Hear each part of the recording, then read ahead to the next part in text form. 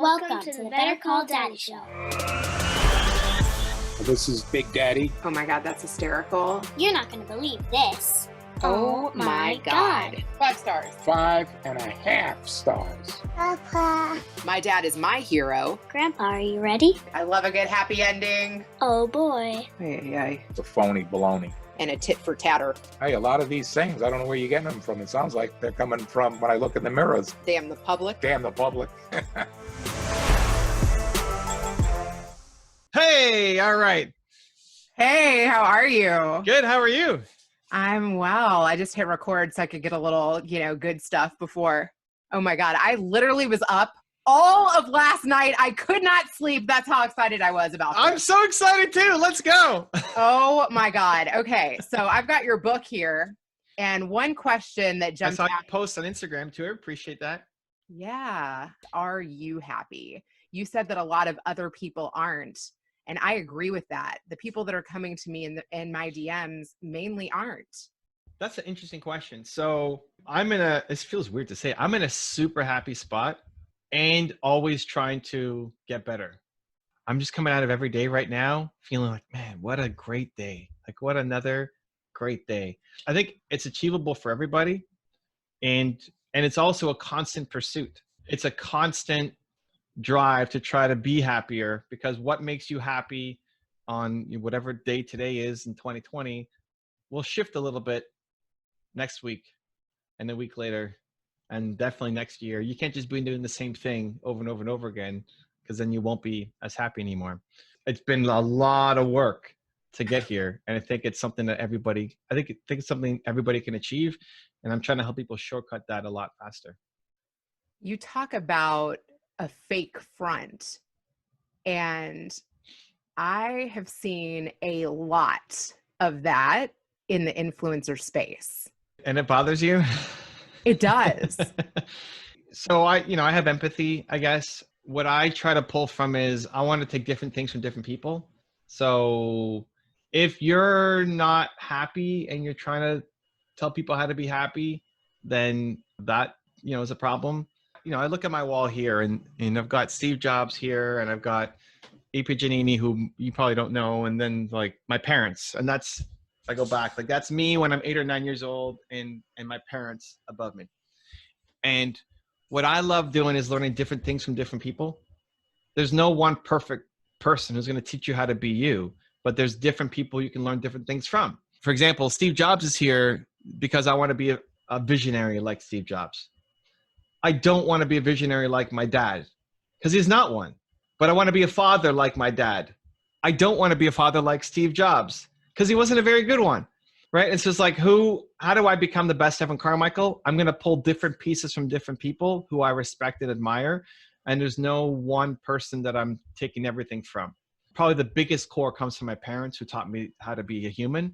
But they taught me how to be a person. Most of the entrepreneur lessons don't come from them. It's come from all the people that I've, siphoned information from. In looking at those influencers, I don't hate them as humans. I have empathy for where they're at. How can I learn from them the things that I want to learn from? How can you take their skill set of positioning themselves? Like they've done a good job of positioning themselves.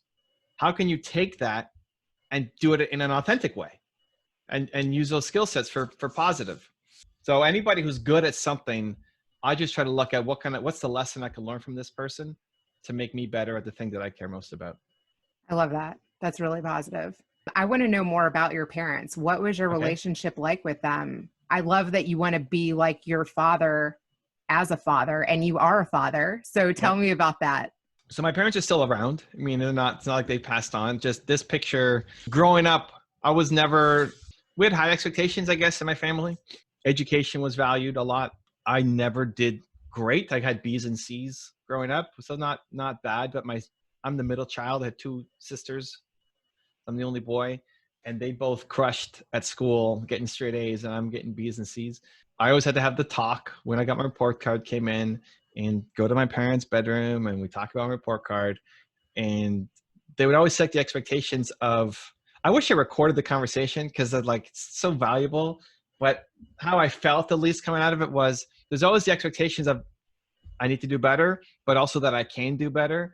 And they would always tell me that I am Evan Carmichael. I could do anything that I believe that I can. That's why they're on the wall, because that's that constant reminder that whatever, if I want to be the next Steve Jobs of business, I can, because I'm Evan Carmichael. I could do anything and I believe that I can. So they were really helpful and instrumental in my life just to instill that self-belief. My father is one of the nicest people you're ever going to meet. Like, it's impossible to hate my dad. He's just going to, if he's doing a favor for you, he's going to thank you for letting him do the favor for you, kind of people. Extremely humble, but also that, even to an extreme where it can hurt him from him having the, career success that he would be after. My mom was very ambitious one, doing all sorts of things that, immigrant women were not supposed to do, fighting family expectations and cultural stereotypes and all that to go off and make her mark. And so my ambition and service to humanity side comes from her, and the, niceness, humility, I guess. Not that my mom isn't nice, but that side from my dad. And I try to take the best of both of them to make me and remind me of what I need to go off and do. Who taught you how to ride a bike? Wow. I don't know. Probably my dad. I don't remember. Not super formative, I guess. Probably my dad, but I don't remember. I mean, I know how to ride a bike, but I don't remember that as being super formative. Was your mom someone who put you like in swim lessons? Did my mom put me in swim lessons? I did swim lessons. These are interesting questions. I haven't thought about it. I did swim lessons. I think there was some, my mom was very ambitious. And again, they're both still alive. So it's not like I'm talking about years ago. I'm 40 now. So this is a while ago. Me too. You're 40? All right. High five to the 40 club. There it is. Yep. It's a reflective year. Is it? I don't see it. No? No, I'm too I spend zero time looking backwards. I'm like 85% present, 15% future, and 0% past. Interesting. People said, "Oh, you're turning 40. What are you going to do?" I don't know. It's just another day. Like, that pressure, I try to put that pressure on myself daily.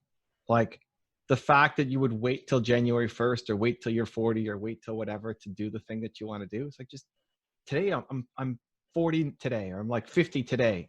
Or like, this is the start of the new year. Happy birthday. Like, let's go. So every day's your birthday, huh? Yeah, go make, like, to create the excuse to celebrate, or the excuse to go live the life that you want should be, I think it's great to have it as a daily pressure. But it's the same thing like when I cross thresholds, like when I got 1 million subscribers on YouTube or 2 million subscribers on YouTube, my aunt's like, what are you going to do to celebrate? I don't know, make more videos. I mean, get 1 million more. Let's go. Like, just keep building. Like, talking to you is a celebration. Aw. I want to know why you said yes. To what? To you? Yeah. I don't know. You must have said something. I heard you on Ryan Holtz's podcast. Okay. And on his podcast, you said that you like to be people's first interview. Okay. And I really liked that, because I'm like, this guy's got over 2 million subscribers on YouTube. How is he so humble? Even though I've interviewed probably like 15 people, I haven't aired any of them. So I reached out to you and said, hey, you can be my first, because I'll air you first. Okay, great. So you know what? Also, what I was thinking about, I'm like, hey, what clickbait would you come up with for this episode? Whatever the lesson is that you learned the most, whatever your biggest takeaway was from it, that's what you call it. I think people will subscribe and follow you because they like your style, they like your questions, they like the kinds of guests you bring on, and they're going to say, here's somebody who, there's something I want to learn from her. Like, she's doing the work to go bring on these interesting people. I can load my phone. There'll be tons of requests to join people's shows. And today's a Thursday, and I dedicate Thursday to, it's my public facing day. I'm naturally an introvert. So Thursday is extrovert hat on, and it's basically all day until, 9 o'clock, going to be doing different kinds of public facing stuff. I just make a quick judgment call on people. So I don't overthink it. You said something that, like, I like her. Okay. Yes. And then that person, I don't know. I'm not feeling it. Next, I don't know. Just, there's something. One thing that has worked really well for me in my career is honestly one-liners. I have gotten jobs by saying quirky things. For instance, I applied to this guy in the Producers Guild of America for over a year. He was a seasoned post-production producer, and I really wanted to work for him. And I tried everything. I mean, you know, working with a resume coach and getting people in the Producers Guild to introduce me and all of the right channels. And then I was like, you know what? I'm just going to say Bill Clinton's no longer looking for interns. This job sounds like fun. Turns out the guy was a huge Bill Clinton fan. He was like, can you come in tonight for an interview? So I went and met with him and he was like, can you start tonight? He didn't even look at my resume. He just was like, you know what? That was a great line. I also met with a guy who was the executive producer of The Real World and The Road Rules. He had a stack of resumes on his desk and he said, why should I hire you? I said, I can make a mute talk. He didn't even look at my resume whatsoever. There you go. So you pull those one-liners and now you already know how to do the one-liners. So make that the title of the show. Like find something that out of this episode inspires a one-liner, and then that's the name of your show. That's good. That's good. You've already got the talent for it. But for being somebody's first, like I still, you know, the worst day of my life is when I quit on my business partner when I was 19. And my mission, I think your purpose comes from your pain. Whatever you struggled with the most is the thing you want to help other people through for the rest of your life. It's partly why I wrote Built to Serve. I still much more connect with the startup entrepreneur who's still trying to figure things out and turn this into a business than the person who's built a giant company, right? I mean, I just got off an IG Live with Brad Lee. I don't know if you know Brad, but I was watching that. Oh my God. I was the one that asked him if he had any tattoos. That was freaking hysterical. That was your question. So, I mean, Brad is a successful multi-millionaire tycoon entrepreneur, like maybe hundreds of millions. I don't know how big Lightspeed is, but giant entrepreneur. And it was fun, and no shade at Brad. I love it. But I still like my home is I love the startup entrepreneurs and just helping. So that's totally me. Like recently I had somebody reach out to me. Oh my God, people reach out to me for the craziest things. And I'm like, well, haven't done that before, but if they believe that I can, let me try it. Right. So I had a best-selling author reach out to me recently and she was like, hey, can you help me up level and get some better blurbs for my next book? Like she's written 2 best-selling books. She's got 30,000 followers on LinkedIn. I was like, well, hell, you've already built a community. You're pretty easy to market, right? She gave me a list of 5 people that she wanted to reach. I had contact information for one of the 5. So I'm like, hell yeah. Because if I get the one, then that's going to lead to others. Yeah. And that's how you hack it. It's also why I love being people's first guests on their show, because one, I can talk about a lot of different things and I just like it. And so a lot of people do pay attention to the numbers and who have your other guests been. And I just love being a part of it. So that's one. But 2, you can use this show to go get other people. Like follow people who are following me on Instagram. Any of those people know who I am. My name means something to them. It may not mean something to most of the world, but it means something to the people who follow me. Any of those people could now be guests for your show to say, well, we had Evan Carmichael on. Do you want to come on and talk about XYZ? If I can be like, if this 25 minutes together creates a platform for you, then go land 10 other guests that you really care about. Like I'm pumped that I was a tiny little part of the success of the show. I love that. I saw Mark Drager on your show and loved him. Okay. He answered a few of my questions. And so I interviewed him before I interviewed you, actually. Yeah, my episode definitely has to go up before Mark Drager. Mark's one of my closest friends. I've known him for a decade plus. So yes, that's good. He's part of your first YouTube video. Yeah, he filmed my first. He's got it. At the time, he had a video production company. Now he's expanded to a whole marketing agency. But he came and filmed my first YouTube video on Walt Disney, and that video is still up on the channel. You can go back and watch it. I did. Yeah, okay. I had a lot more hair, and I'm in a suit, and it's so fancy compared to what I make now. But yeah, so Mark's a great guy. And then just leverage, like if anybody follows Mark that you want to learn from, now his name means something to people as well. And that's a lot of this game. A lot of people make a decision based off of who you've already had on the show. And so to say, well, I've had these people, if those names mean something, especially if somebody follows both me and Mark, any of those people are like, oh, you had Evan and Mark on? Oh man, I want to get on this show too. And then you just keep, one of my earlier mentors called it pulling sweaters. You keep pulling sweaters to get to the front of the line. So yeah, so I'm pumped. Like if I can do that and that helps somebody build their channel or their show, it's great. And then it's great to see the comeback. Like to look at episode 100 and then go back and look at, oh man, look at how bad episode 1 was. That's so fun. That's great. Right? Your episode 1 though was not bad. My episode 1 of my YouTube channel? Yeah, you said it was not. Well, in comparison to what I'm doing now, it's not great. Like for shows like this, if you kept going, episode 500, you're going to look back on episode 1 and say, that was super fun to do with Evan. But man, I suck compared to what I can do now, right? And I love being able to I love seeing the growth, and I love being able to be a small part of that journey.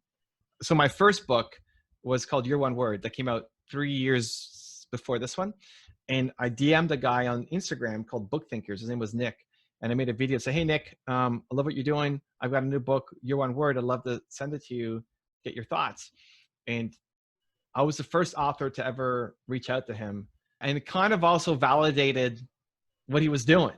Like that authors would even care, but he had a smaller account at the time. Now, 3 years later, he's got, I don't know, 80,000 followers. He's built the biggest network of nonfiction book accounts on Instagram. You know, when I launched Built to Serve, it's like, yeah, dude, give me a book, like copy, I'll promote it. I'll talk. You were the guy who helped start this whole thing. Why I even called it Book Thinkers Family and all this stuff. And it makes me happy, right? It's like, I don't even remember that 3 years ago, but I love that I was a part of it. And now he's gone off and done all this stuff. And if he uses my name or even just the energy or momentum to give him the push to build, a lot of people quit. Like a lot of times that's just the final thing that gets them to go one more day and not quit on what they were doing. Because my first video, that Disney video, had 3 comments in the first year. I put it up 1 year later, only 3 comments. And one was my mom, and one was my older sister, and one was some random dude who I'd never heard of before, right? So like in a year of something going up that you work so hard on, there's really only one comment from somebody who doesn't know you. So I still think back to those days and know, hey, if somebody came along and helped me out a little bit, now I didn't quit, but I thought about it, and that might have been the push to help keep me going. So I just like being that little push for people. But you're also being endorsed by Gary Vee and Ed Milet and Grant Cardone and Tony Robbins. Who is nurturing those connections? Do you have your VA do it, or do you feel deeply connected to those individuals? Some more than others. So I've been around doing YouTube now for 11 years, and part of my mission has also become to try to help some of these thought leaders get more exposure. When I passed, I don't know if you know Eric Thomas, Eric Thomas is a YouTuber. When I passed Eric Thomas on YouTube, and even when I passed Tony Robbins on YouTube, I felt sad. If you know Tony Robbins. So like, look at Tony Robbins. Here's a guy who's got so much wisdom and so much ability to help people. And how is my channel bigger than his? And I wanted, like, if I had 500,000 subscribers, he should have 5 million subscribers. I felt like he should be having a bigger impact because there's people who don't know who he is. And Jim Rohn, who was Tony Robbins' mentor, is one of the only people we haven't been able to do some kind of deal with. People don't know who he is. Like, you walk down the street, people don't know who Jim Rohn is. And that actually saddens me. So part of my mission that has been evolving is helping these guys get content onto YouTube to reach this generation. And so I've helped all those guys. You know, they've all been on my channel, Gary and Tony and Grant and Tom and, you know, whoever. They've been on my channel. I've given them a voice, and also I've given them some help with their YouTube channel to help build it and grow. So, you know, they were kind enough to give me endorsements and that kind of stuff. For nurturing, it's mostly me. Like so what happens typically is like the one-to-one is me, right? So if I'm giving them advice or I'm asking for help on something and it's reaching out to them, it's me. If it's team that needs to talk to team, like Brad, who was just on the IG Live, right? Super successful entrepreneur. My team connected with his team and made the scheduling happen because they already know each other. But it was the first outreach. It'd be me messaging to say, hey, Brad, love to have you on, right? So what I try to do, I'm generally not good at this stuff. I'm introverted and like don't like this and naturally don't have conversations with people or anything like that. So what I do is I have a Evernote file where all of the kind of top people that I want to stay in touch with, I just keep track of their names and then what date I last reached out with something. And then at least every quarter, I try to make sure that I've touched base, always with value. Like I suck with the, hey, how's it going? I suck at that. All the group chats, the amount of group chats that I'm in with these people, and they're just sharing baby pictures. And it's like, man, their backyard, I don't know. I have zero need to share that stuff. So Who are you as a dad? Who am I as a dad? Yeah. I don't know. Like, how has having a child changed you, changed your business, changed you as a leader? I don't know that it has that much, to be honest. I think, when I'm with Hayden, the fun side definitely comes out, like the creative side definitely comes out. I'm trying to encourage. I think of myself when I was his age and I wasn't doing well in school. Now, he does well in school, but trying not to shut down. Like my parents were a good voice of be you, don't worry about expectations of your teachers. I remember, for example, I had an art teacher gave me a failing grade or something on a picture, which she asked me to draw a window. And so I drew a window, and she was unhappy that I didn't put like dressings on the window and like pictures, the sunset or something. I just drew a window. And so my parents had to come in she wanted to talk to my parents about how I failed at this assignment. And my mom said, well, you asked him to draw a window. He drew a window. So it's like that kind of support. It's like, oh, okay, I may have seen it differently or weird, but that's okay. That's what I try to instill into my son as well. And I take a version of whenever I put my son to bed or drop him off at school or like when we're saying goodbye, kind of, it's our ritual is Carmichael's can do and he says anything. So I'll say Carmichael's can do and he says anything, just to try to instill the confidence in himself to go off and do whatever he wants. He's probably not going to be an entrepreneur. I don't know. He might. He's got a more like, he loves art and drawing, and that pulls me into things that like I suck at drawing. I suck at it really badly. And he's drawing these perfect. He's 11 now. So he's drawing these eyeballs that are amazing. And like my eyeballs look like I'm the 11-year-old. So it's fun doing those things. Maybe the eyeball could like be your first tattoo. Yeah, right? No, I don't have any tattoos. It's a throwback to the IG Live that I just on. I think it's you decide how you show up, and then that you carry that into, I carry how I want to be into my relationship as a father, as a husband, as an entrepreneur, as a interviewee on shows. And so every event, I guess, shapes you to some degree, but it's more I decide how I want to show up as a human and then try to bring that to every experience that I have in my life. Thank you so much for your time. I want to be respectful of your time. This has been so much fun. Cool. Well, happy episode 1. Congrats on the show. Thank you. I'm excited to see Better Call Daddy. Is that the name of the show? Is that what you got? That's the name of the show. What I do is interview people of interest and then edit that episode, share it with my dad, and get my dad's advice or my dad's commentary on the show, because my dad is my hero and who I want to be as a parent. Okay. And yeah, he ran a company for 40 years, managed 200 people, $10 million budget. Okay. Okay. Helped people reintegrate into society after they've been arrested. So wow, he's somebody I want to be. And I feel like he's got a is lot that of an perspective. episode? Yeah. That's filmed, right? Like, yeah. Oh, good. I like it. That's a cool tweak. You got a weird brain there. I like it. It's good. No, but like lean in on that, right? Those crazy ideas, the crazy one-liners. It's awesome. Like that's how you're going to be unique and different and stand out. I love it. Nobody's got my daddy. Nobody's got your wild mind either. Cool. Thank you. Thank you. Good luck with the show. All right. Have a good one. Cheers.